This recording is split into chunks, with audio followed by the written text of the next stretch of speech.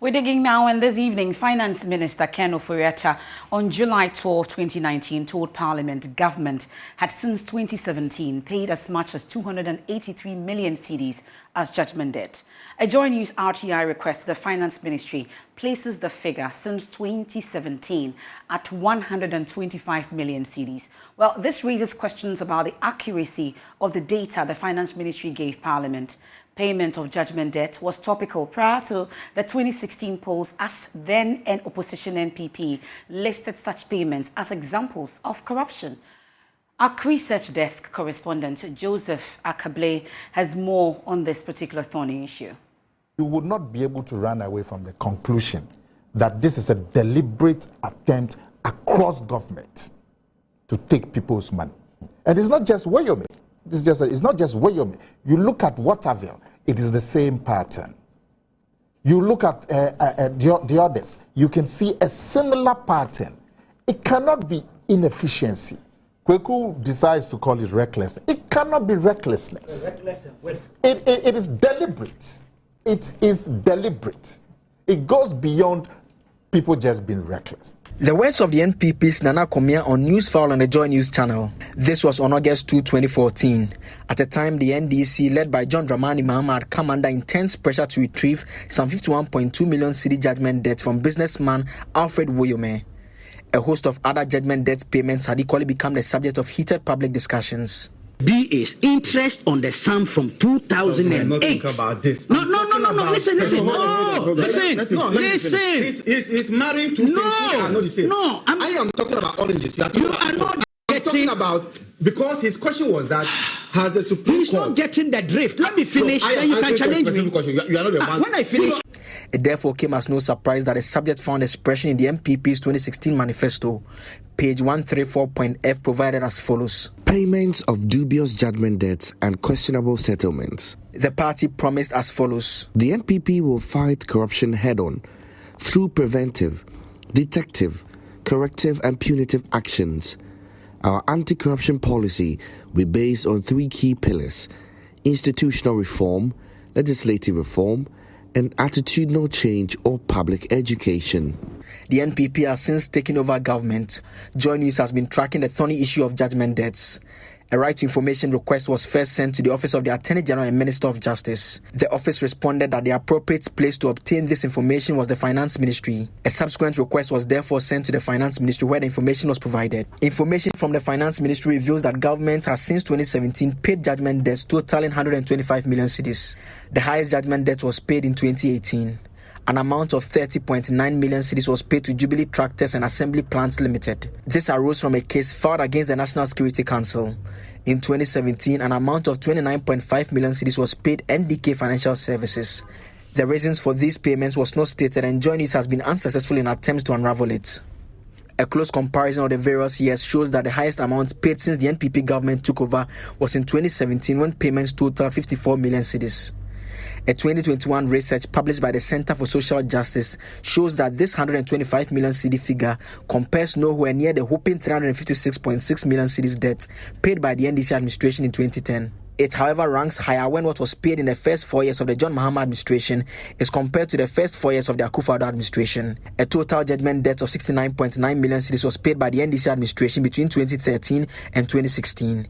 President Akufo-Addo's government between 2017 and 2020 paid 120 of the 125 million cedis judgment debts paid so far. 2.8 million cedis judgment debts have so far been paid by government this year. These figures are remarkably lower than what the Finance Minister told Parliament in July 2019. At the time, he put total judgment debts paid so far at 283 million cedis. The government's approach is to renegotiate most of these judgment debts and ensure that we make as much savings as possible and continue to protect the public purse. For example, in one instance, we managed to save the taxpayer some 90 million Ghana cedis through renegotiations. In another instance, we negotiated a savings of 130 million on a claim of over 180 million. In total, we have had no choice but to pay as much as 42% of the outstanding, which is about 283 million cedis, which is approximately 94 million cedis yearly, due to the threat of garnishing of our accounts and the renegotiations held. It is not clear what may have accounted for this clear discrepancy.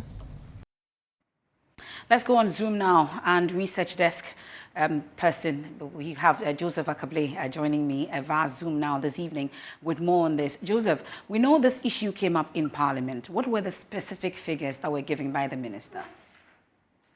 The minister specifically mentioned the amount of 283 million cedis. In fact, he described that payment as at July 2019 as being 40% of the claims that government had received. The claims were in excess of 400 million cedis, and he did make the point that in terms of their negotiations and attempting to defend some of those actions, it had come to the figure of 283 million cedis, which is what had been paid, and he put the average payment per year at about 94 million cedis. Okay, now we know this was in 2019, and it captured the period starting from 2017. We have figures on 2017 and 2019. What do we know? And so first, we need to make the point that our figures that we have is unlike what he provided in Parliament. In fact, in Parliament, the concern was that he didn't give a breakdown of who the beneficiaries of these judgment debts are. We have details of the beneficiaries of all the judgment debts paid from 2017 to 2022. And it comes to a total of 125.3 million cedis. That is from 2017 till date, and including even what was paid this year. And so far this year, 2.8 million cedis has been paid. And so the total of 125 million cedis, as we can all bear out, is way lesser than the figure of 283 million cedis, which the minister gave as far back as July 2019. And so the point is, if we've been paying more since then, why is the figure lesser? Now let's go a bit back and look at the yearly figures. Again, because he made a point about the averages of 94 million cedis, there's not even a single year from the data that government paid anything that is close to the figure of 50 million cedis. In fact, it's only in 2017 that a total of 54 million cedis was paid out of 9 line items or 9 judgment debt payments that the government had to pay. Some of them were paid in favor of one Albert Osei. There was one in judgment debt in respect of the Republic versus the Commanding Officer Ghana Air Force Company. One also paid NDK Financial Services. One Moses K. Yabwa. One paid as a result of Asmona Limited suing the Ministry of Roads, among others. And so we have all those details. So the total figure for 2017 is 54 million cedis. If you go to the figure in 2018, where you had 9 payments that were made, various line items, key amongst them is one that arose as a result of Jubilee Tractors and Assembly Plants Limited suing the National Security Council. The total payment of 30.9 million cedis was made in that one line item. But the total for that particular year, the whole of 2018, came to 35 million cedis. When we go over to 2019, out of 11 payment items, the total came to 13.9 million cedis. And note, MFI, it was in 2019 that the minister was speaking. And so even if you pick 2019, the 30 million, and go back to 35 million for 2018, and go back to 54 million for 2017, it's nowhere near the 283 that the minister mentioned. So if we go on to add that of 2020, which comes to 2020 is the amount of 18.9 million cedis, and with that of 2022 being 2.8 million cedis, we come to a total of 125.3 million cedis. Okay. We are still nowhere near the amount that was mentioned by the minister as far back as July 2019.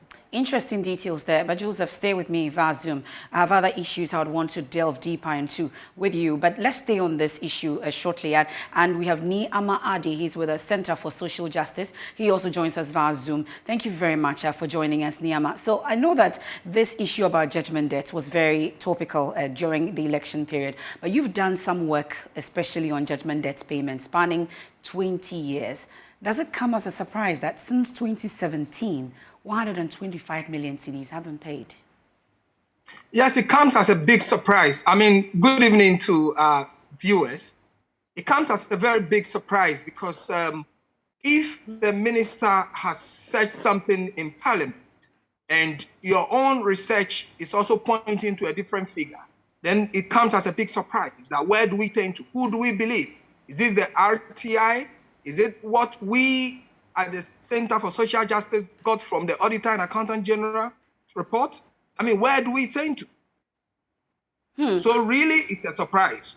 And it means that somebody is not telling us the truth. Well, but I don't know what the suspicion could be and what the challenge could be in terms of the conflicting figures that we're getting. But I would want to test your pulse on what exactly you make of this particular conflicting figures. What does it say to you? I mean, I would not want to assume anything, but I mean, where we have politics of everything, where we have a financial crisis at the doorstep of the country, and where one would want to put things in a way that everything is all right, we only forget that things really truth buried shall surely rise. And that is the situation that we're seeing, because I don't think that the minister was conjecturing figures when he met Parliament and he said all what he said. So it is just a matter of time that we have the truth at hand. So what the next thing we'll ask is, now the minister has told Parliament a different thing, RTI has given a different figure. We want to ask him, in order for fairness, to say that these are the disparity in figures that we have for the same issues. Where is the difference coming from? Let's hear from him, then we can have a balanced view of things. So for you, the minister ought to answer further questions on this particular conflicting figure. But there are those who also have the concern about, looks like there's a cartel when it comes to this particular judgment debt issue, for which reason it becomes very topical when it becomes a political campaigning amongst others. Going forward, what ought to be the way for you? I mean, what ought to be the way is that we have to be very careful with our eyes and ears widely open to find out the reasons that causes judgment debts. Okay, if there is the assumption that there is a cartel, which means that those people are known.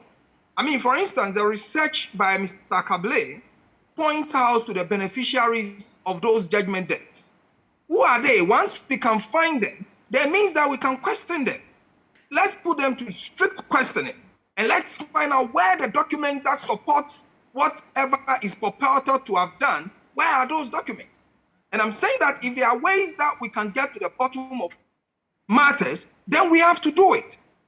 We cannot leave the AG's office out of this, because every judgment that, every contract that the state goes into, it involves the Attorney General's office. And I've read where the Attorney General is telling us that they are prosecuting over 850 million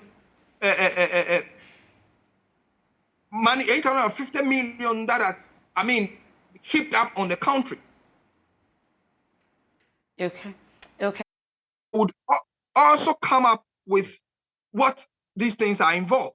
But yes, to your question again, you have what you call contractual breaches, where you go into contract and then you breach the contract. Okay, where you have statutory obligations which are not held in high esteem as is supposed, that we do public service work the way we will not do our own work because the monies are not coming from us, where we do not follow strictly, and also where government do not have money, but it goes into projects and not knowing where the money comes from. We'll have to leave it here, Niama. We are grateful, indeed. We are grateful for your time. That's Niamadi. He's a Center for Social Justice there, joining us on this particular development when it comes to the RTI and what we've been able to get with judgment debt payment over the period 2017 alone, 125 million. There's more of that on myjoyonline.com. But